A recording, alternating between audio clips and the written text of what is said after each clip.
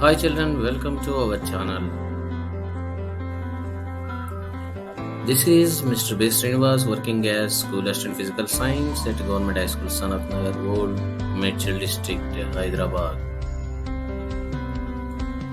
Dear children, in this video now we are going to discuss the lesson Gravitation Part 2.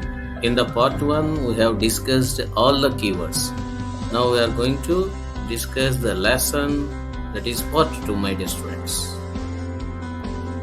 In this lesson, now we are going to discuss about universal law of gravitation. All we know what is meant by gravitation. Now we are going to discuss about universal law of gravitation. I think, my dear children, all you have gone through in your previous classes that apple story. Once while Sir Isaac Newton was sitting under a tree, an apple fell to the ground, my dear children. He observed that an apple fell onto the ground from the tree. Suddenly, our Newton, the great scientist, he observed that and he thought, why that apple fell onto the ground? Why it was not going up? In general, common people just they see and they won't think further. But Newton is not like that.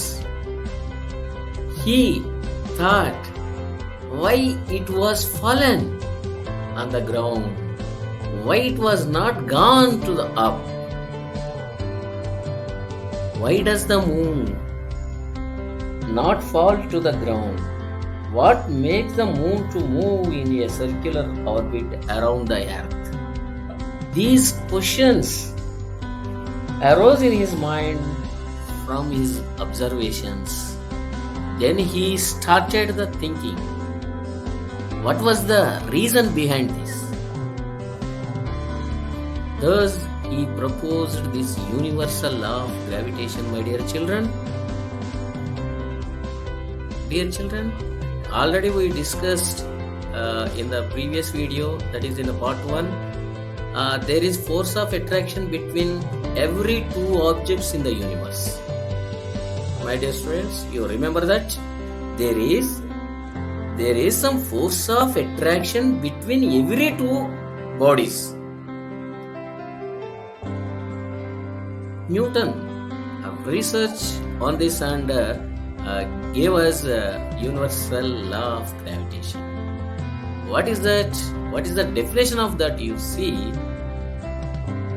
every body in the universe attracts other body with a force which is directly proportional to the product of their masses and inversely proportional to the square of the distance between them.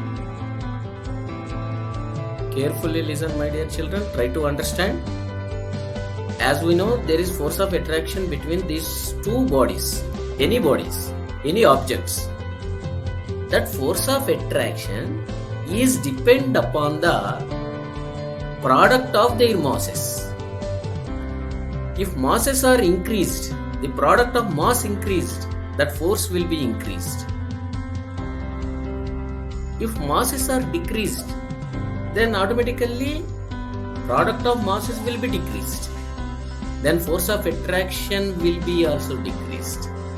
Just you think, my dear students, big objects, small objects. There is a more force of attraction between big objects, less force of attraction between small objects. Here you are seeing that two objects are there with masses m1 and m2. So the force of attraction between these two objects is directly proportional to product of these masses, that is m1 into m2. One more thing, my dear children, if distance is increased between these two objects, just you think carefully, distance is increased, then automatically force of attraction will be decreased. If distance is decreased, that means if they come together, then automatically force of attraction will be increased. So that is inverse proportion.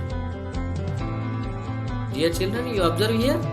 That's why mathematically we can write that force of gravitation is directly proportional to m1 into m2, and force of gravitation is inversely proportional to d square, that is 1 by d square.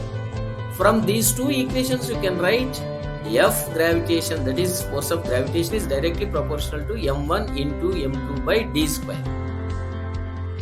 In mathematics we should not write F proportional to m1 m2 by d square. So here we should remove that proportion symbol, then we get force of gravitation is equal to m1 m2 by d square. When you are removing that symbol, we must keep one constant, that is capital G here.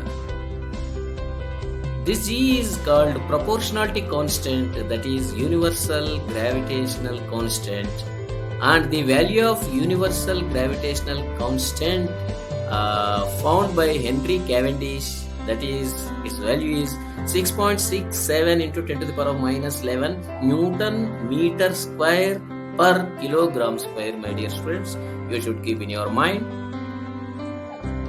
Here two spherical bodies are used, but this formula can be used for all types of bodies on the earth, though they are not spherical, because when compared to the earth, any object on the earth is very small.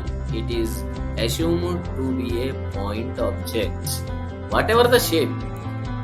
We can observe it will be as some shape, but when it is compared to the earth, which is very very very big than object, it is seen to as a point.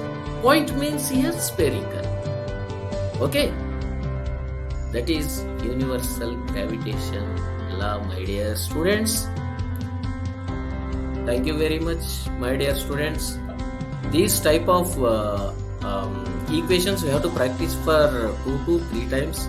Then you will write these formulas on your own. If you like this video, please like it, share it, and subscribe this channel. My dear students, all the best.